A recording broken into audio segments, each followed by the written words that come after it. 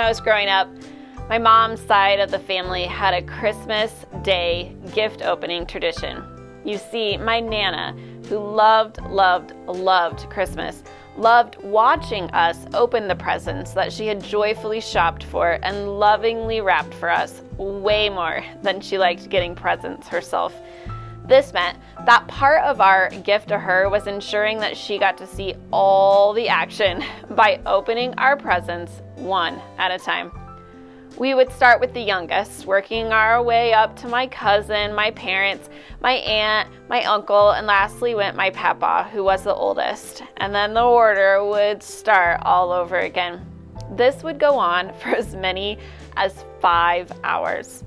For a while, I was the youngest, and I got to go first. But then my brother was born, and I got bumped to second. Then my cousin got married.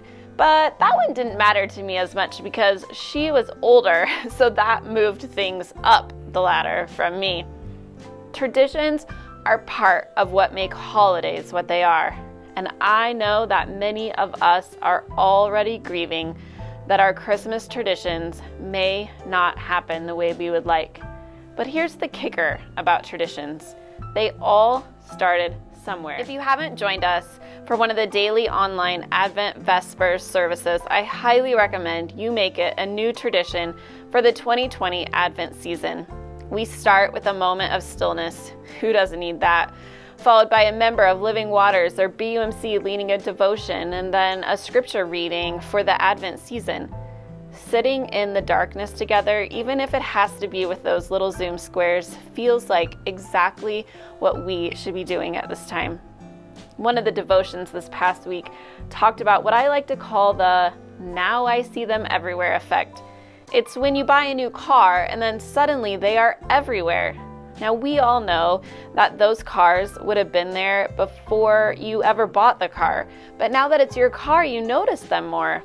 So it goes with the way we see the world. If we see it as lousy, things become more and more lousy. If we see it as beautiful, things around us will be beautiful. I'm not saying to ignore the things that are hard, but I do think that the messages that we give ourselves impact our ability to cope. You see, our body, our very brain chemistry is impacted by our thoughts. It's not about saying that we're happy when we aren't. It's about shifting the way that we're thinking about something to the point that our perspective is actually different. Teresa Verde is a laughter yoga practitioner in Seattle, Washington, and she explains that laughter produces the same positive effects on the body whether it's real or simulated. Even if you're not really feeling the humor at first, just laugh anyway, and that often leads to the real thing. If we tell ourselves that all those traditions that aren't happening means that Christmas is ruined, then by golly, Christmas will be doomed. But what if we could shift and tell ourselves that it is a year to simply have new traditions be born? As in the laughter example above, you don't even have to believe it at first. By telling your mind that you're looking forward to something, your body will actually be more inclined to accept that you are, in fact, enjoying it. Now, this doesn't mean that I've stopped crying every time I hear Silent Night played, because I know that I'm not going to get to sing it in the sanctuary with all of you, or that whenever Oh Holy Night comes on, I say skip and move on to the next song.